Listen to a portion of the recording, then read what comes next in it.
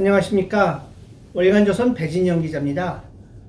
미중 관계가 심상치 않게 돌아가고 있습니다. 5월 28일자 조선일보입니다. 보신 바와 같이 미국이 동맹국들을 불러서 대중제재에 동참할 것을 압박했다는 얘기입니다. 지금 미국은 홍콩 문제, 다시 말해서 이제 중국이 홍콩의 언론과 정치의 자유를 갖다가 통제하려고 하는 홍콩 보안법 문제를 가지고 중국을 제재하겠다고 하고 있습니다. 그 다음에 중국의 그 IT 기업이죠. 화웨이를 갖다가 제재하기 위한 또 전선을 형성하고 있습니다.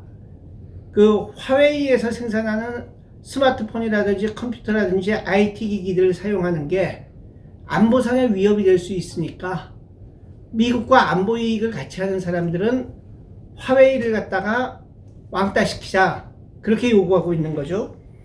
그 다음에 경제번영 네트워크라는 걸 주장하고 있습니다. 한마디로 말해서 지금은 이제 글로벌 공급 체제라고 그래가지고 전 세계 공급망이 서로 연결되어 있습니다. 예를 들어서 미국에서 혹은 한국에서 반도체를 생산하고 그 다음에 또 일본에서 또 다른 반도체 소재라든지 중요한 핸드폰 부품을 생산하면 그걸 중국에서 조립해가지고 세계에 판매하는 뭐 이런 식이죠. 또 예컨대 이제 일본에서 만든 일본의 부품을 갖고 한국에서 만든 기계를 중국에서 들여다가 중국에서 그걸로 물건을 생산한다든지, 이렇게 전 세계의 어떤 생산 시스템은 아주 밀접하게 연결이 되어 있는데, 그러다 보니까 이제 중국만 재미를 본다, 뭐 그게 맞는지는 모르겠습니다. 그런 인식 때문에 트럼프는 우선 외국에 나가 있는 미국 기업들은 미국으로 돌아와라. 그 다음에 미국과 뜻을 같이 하는 나라들끼리 이런 공급 시스템을 새로 구축하자.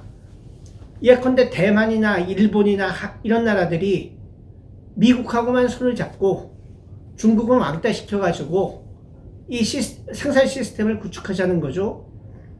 벌써 뭐 이걸 위해서 미국은 굉장히 투자를 하고 있습니다. 대만에 대해서 이제 어떤 새로운 군사 장비를 갖다가 제공하는 그런 프로그램도 실천하고 있고요. 그러면서 한국에 대해서도 계속 얼마 전에 미국 정부에서는 워싱턴에 있는 동맹국 외교관들을 갖다 불러가지고 이런 미국의 입장을 설명을 하면서 동참하라고 요구해 왔다고 합니다. 트럼프 미국 대통령은 이번 주 5월 마지막 주가 가기 전에 아주 강력한 대중 제재 방안을 내놓겠다, 이렇게 얘기를 하고 있습니다. 문제는 이게 단순히 경제적인 문제가 아니라는 겁니다. 경제적인 문제가 아니라 이념 문제가 되고 있습니다.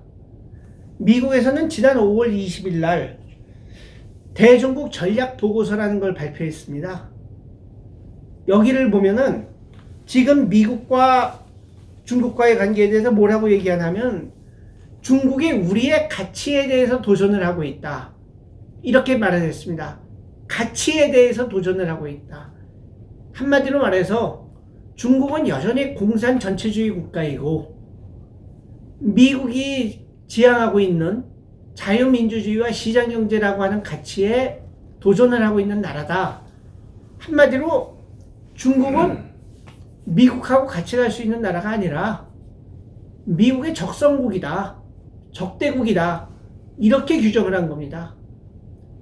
여태까지 미국의 외교문서에서는 시진핑을 갖다가 프레지던트 C라고 표기를 했습니다. 국가주석도 프레지던트라고 표기를 하죠. 그래서 근데 이제 시진핑은 이제 중국의 국가주석 겸 중국 공산당 총석이죠. 하지만 실제적인 시진핑의 힘은 국가주석이라는 자리에서 나오는 게 아니라 중국 공산당 총석이라고 하는 자리에서 나오는 겁니다. 이거는 모든 공산주의 국가가 똑같습니다. 명목상의 국가원수가 있다고 하더라도 그거는 정말 명목상 허수아비적인 존재고 힘은 공산당 총석이한테 있는 거죠. 시진핑도 그 힘은 이제 공산당 총석이 자리에서 나오는 건데, 이 시진핑을 지칭할 적에 프레지던트 C라고 표기를 하지 않고 제너럴 시크레타리 C라고 표기를 했습니다. 그러니까 공산당 총석이 시진핑이라고 표기를 한 거죠.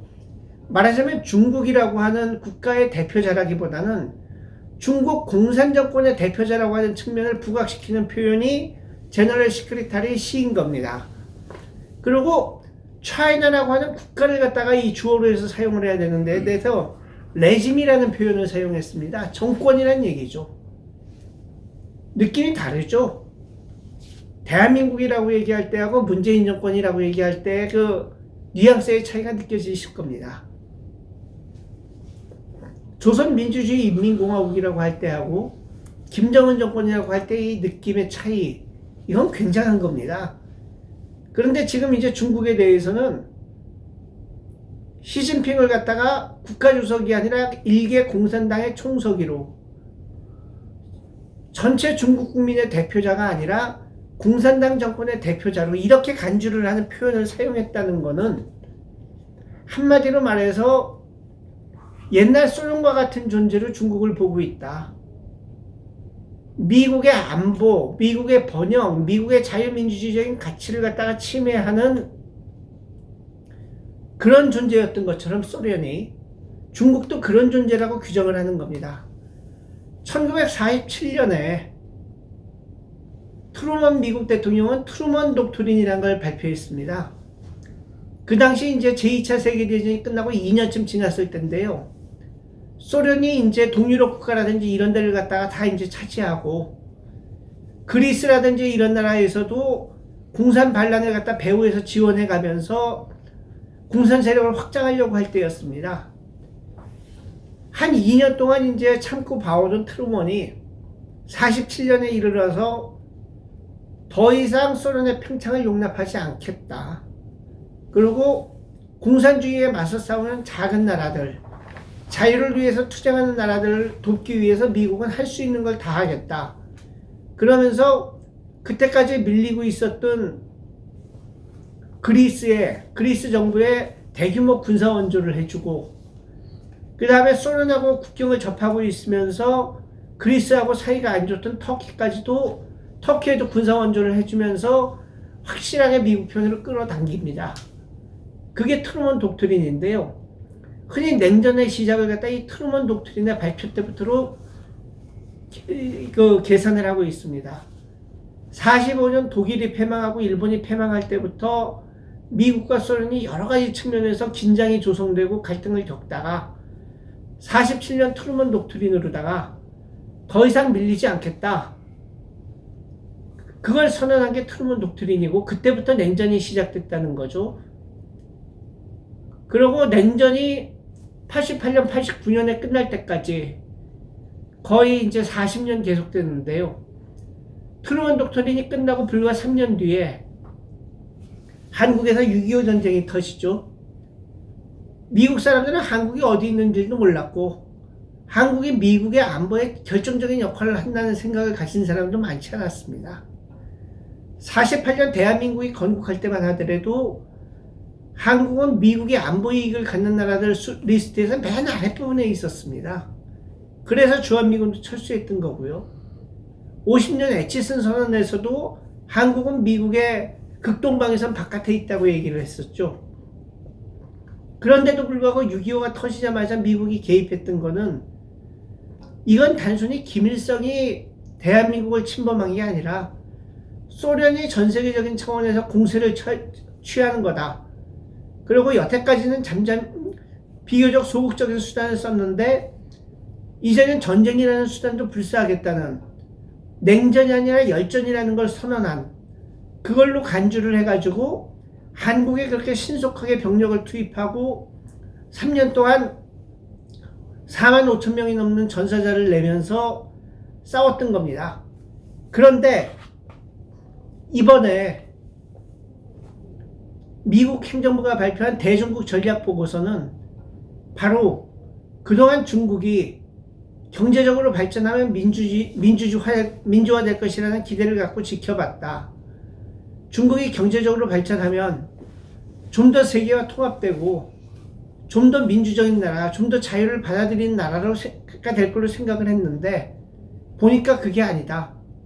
그동안 성장한 경제력을 바탕으로 오히려 공산 독재를 강화하고 있고 전 세계적으로도 중국식 모델을 수출하려고 그러고 있다. 전 세계적인 차원에서 자유민주주의와 시장경제라고 하는 미국의 가치에 도전을 하고 있다. 이런 나라는 더 이상 용납할 수 없다. 한번 갈 때까지 가보자. 이렇게 선언한 게 바로 5월 20일 날 나온 미국의 대중국 전략 보고서인 겁니다. 자, 미국이 동맹국들을 불러서 중국에 대한 제재에 동참할 것을 압박했다는 이 얘기는 무슨 얘기냐? 한마디로 말해서 미국 편에 설 건지 중국 편에 설 건지를 확실하게 하라는 얘기입니다. 뭐 한국 사람들은 이런 소리 하는 사람들이 있어요. 안보는 미국, 경제는 중국이라고. 미국은 그거 용납하지 않겠다는 겁니다. 미국으로부터 안보 혜택을 제공받으려면 확실하게 미국 편이라는 걸 입증하라는 얘기입니다. 미국이 이렇게 중국에 대한 압박에 제재에 동참하라고 압박을 할 적에 한국이 어떤 입장을 취하느냐, 문재인 정권이 어떤 입장을 취하느냐 하는 거는 단순히 경제적으로 어느 편에 붙는다 하는 얘기가 아닙니다. 대한민국이 미국 편인지 중국 편인지, 대한민국이 자유민주주의와 시장경제의 편인지, 공산 독재 정치의 편인지, 앞으로 대한민국은 자유민주주의를 하는 나라로 남을 것인지, 아니면 공산 전체주의 쪽으로 가겠다는 건지, 그거를 분명히 하라는 얘기입니다.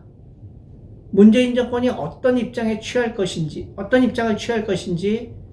국민들은 두 눈 부릅뜨고 봐야 됩니다.